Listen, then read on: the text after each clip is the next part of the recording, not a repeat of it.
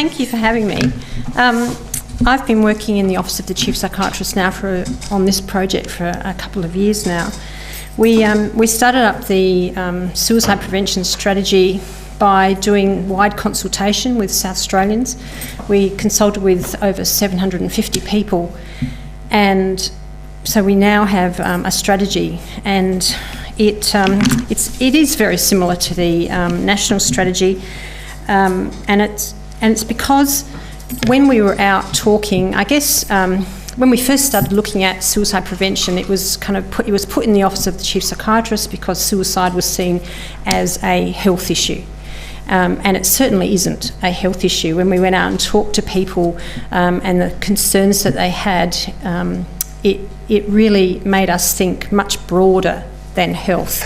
And so the strategy is much broader than health, and was signed off by the Premier to really signify that. I'll just read the goals of it. It's to provide a socially inclusive community of resilient individuals and supportive environments, and that certainly is much broader than any health perspective. To provide a sustainable, coordinated approach to service delivery, resources and information within communities to prevent suicide. And that's really important, and what we're doing around that area is trying to develop suicide prevention networks in every local government area. Not only are they going to be in, and the reason they're in local government areas is because we want them linked in to the local government strategic plan. So an action plan will sit with local government from this committee. And the committee is made up from business people, people from the community, education, health, emergency services, churches, service groups, anybody who's interested in assisting their community. And what these networks do is raise the awareness of suicide in the area, but also work out what is available in their community so that it can be coordinated, so that people do know the pathways to it, and also to start the conversations around suicide prevention.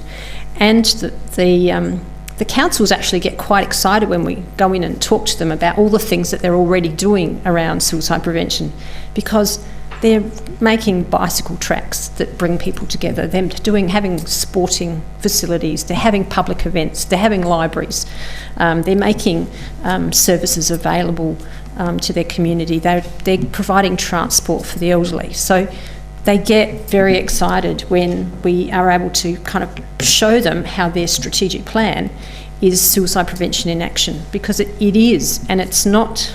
I think I love the idea of thinking about suicide prevention in terms of CPR.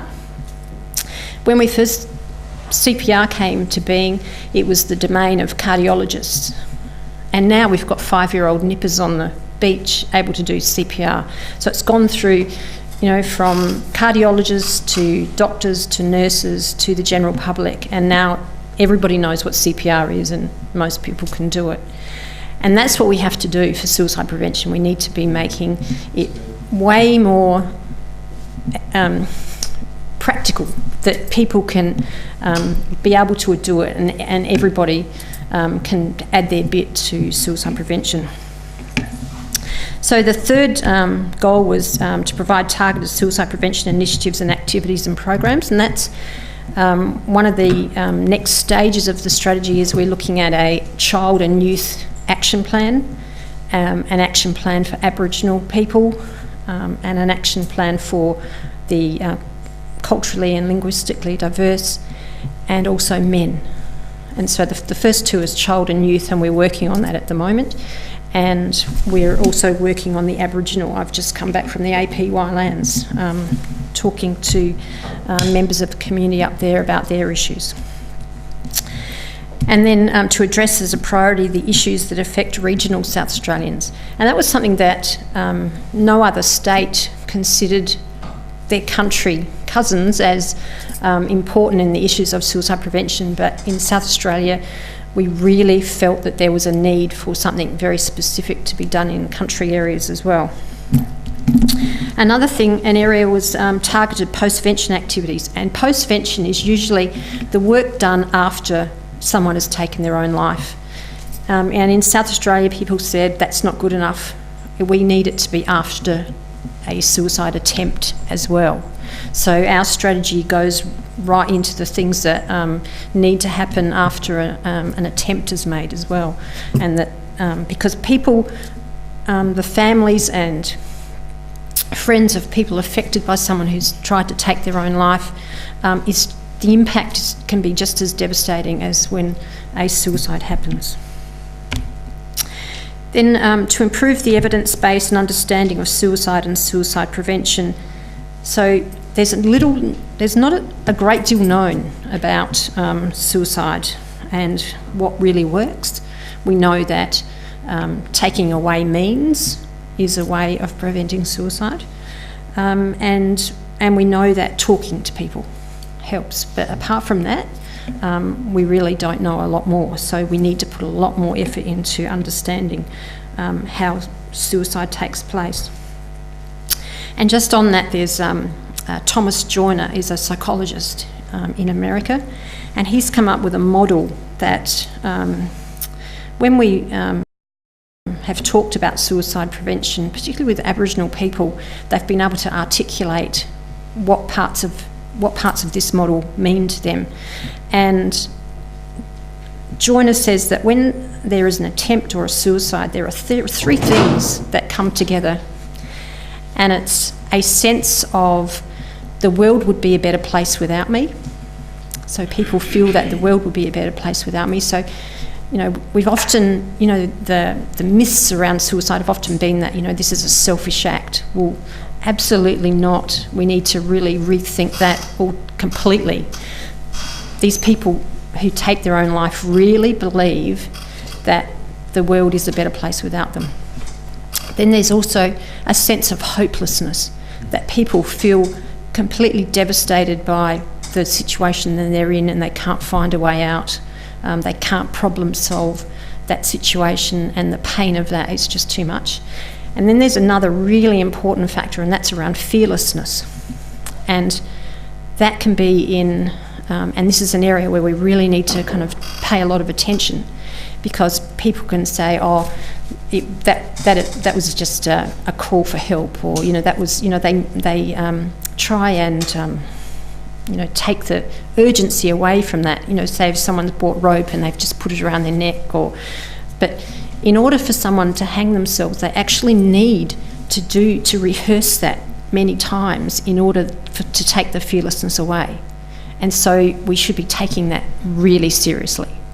So any type of attempt, no matter how minuscule that you think it might be, don't ever judge that. Take it seriously. So I guess tonight I wanted to really kind of touch on three main things, and that is that we have to break down the stigma and the way that we talk about suicide. And so language is really important. Words like committed, we should just never use it. It's someone's taken their own life or they've suicided, but they haven't committed suicide. That is such a stigmatising word. It's such it places so much value on it. Someone who's taken their own life we're not putting value on it, we're accepting it. And that's, a much easier way to be. We don't need to kind of put those words around it. And then words like completed suicide. I defy you to have a uncompleted suicide. There's no need for that word. We don't need to do it, yet you hear professionals doing it all the time, talking about a completed, or then the word successful suicide. How can we have a successful suicide? It's a tragedy, and that word should never be used. So, I would be urging you to use that someone has taken their own life or they've suicided, but not to put those value judgments on the words. After someone has taken their own life, the family and friends are left with the stigma of that, and there's a thing called an address book syndrome, and they'll find that people just fall off their address books, and we need to be really, really mindful of that. and that's when they need their friends the most. And Australians, we don't deal with grief very well at all, let alone when there's stigma attached to it in the form of suicide.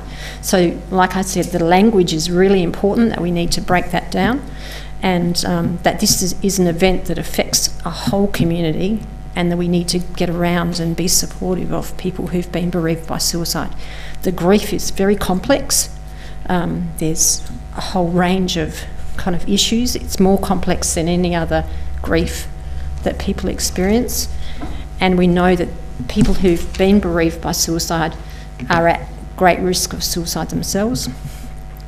They also can have physical and mental health issues because of the complexity of the grief, and so it's really important as a society that we help people who've been bereaved by suicide. And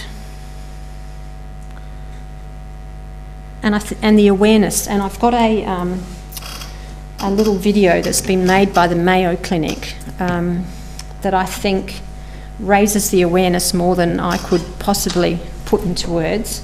So I'd love to play that for you now, and then we could talk about it a bit.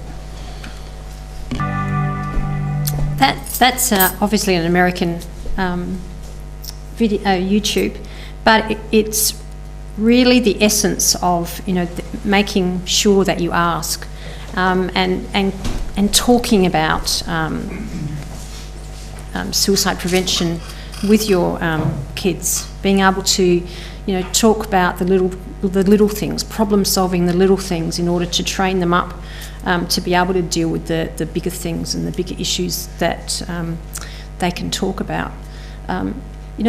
In the whole population, 1 in 20 of us will have thoughts of suicide in a year. That's just staggering.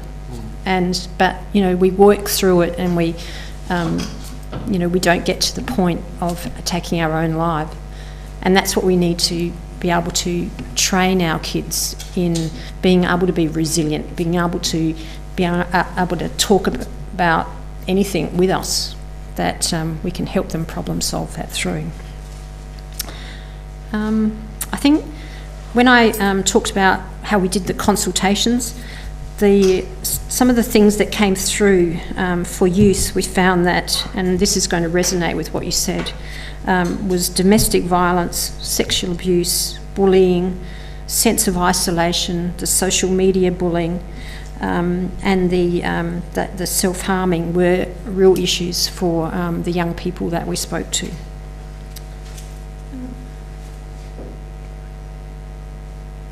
I think I can't leave it there. That's good.